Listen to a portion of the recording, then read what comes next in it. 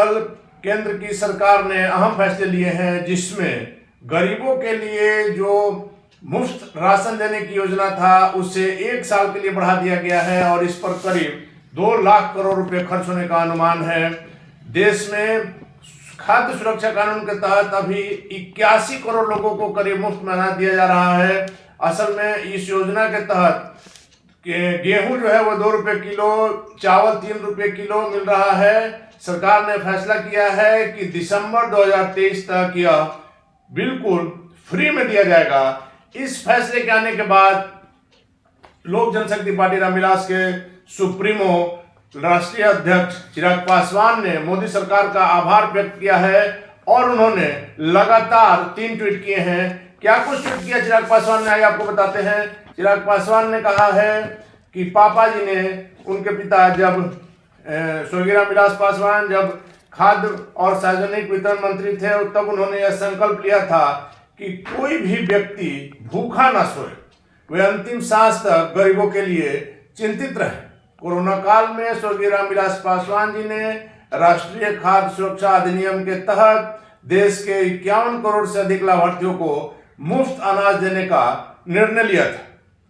देश के यशस्वी प्रधानमंत्री श्री नरेंद्र मोदी जी की अध्यक्षता में केंद्रीय कैबिनेट ने मुफ्त राशन की अवधि को बढ़ाकर दिसंबर 2023 तक की स्वीकृति दी।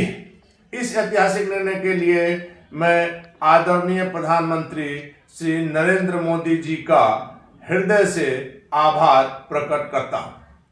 तो आपने देखा, यह फैसला आने के बाद चिराग पासवान ने प्रधानमंत्री मोदी का आभार व्यक्त किया है। बिहार में लगातार चिराग पासवान अपने काम के लिए इधर जाने जा रहे हैं। किसी प्रकार की कोई घटना हो, छोटी से छोटी बात हो, चिराग पासवान सरकार का ध्यान उस पर आकृष्ट कराते हैं। जरूरत पड़ने पर सरकार को पत्र लिखते हैं, हालांकि उनके पत्र पर सरकार का कोई जवाब नहीं आता है। इसके बावजूद चिराग पासवान अपने काम में लगे रहते हैं और बिहार में लगातार हम यह कहते आए हैं कि चिराग पासवान बिहार में सशक्त विपक्ष की भूमिका अदा कर रहे हैं। हालांकि उनका एक भी विधायक नहीं है, लेकिन हर मामले में, चाहे वो अरवल का मामला हो, चाहे सारण का मामला हो, चाहे निकट भविष्य में आपको बेगूसराय से लेकर समस्तीपुर की घटना हो, हर मामले में, हर घटना के बाद चिराग पासवान सामने आते हैं। सारण के मामले में भी, सारण में जो जहरीली शराब से मौतें हुई थी उसे लेकर के भी सबसे पहले चिराग ने अपने प्रतिनिधिमंडल को भेजा था वहाँ की स्थिति जानने के लिए।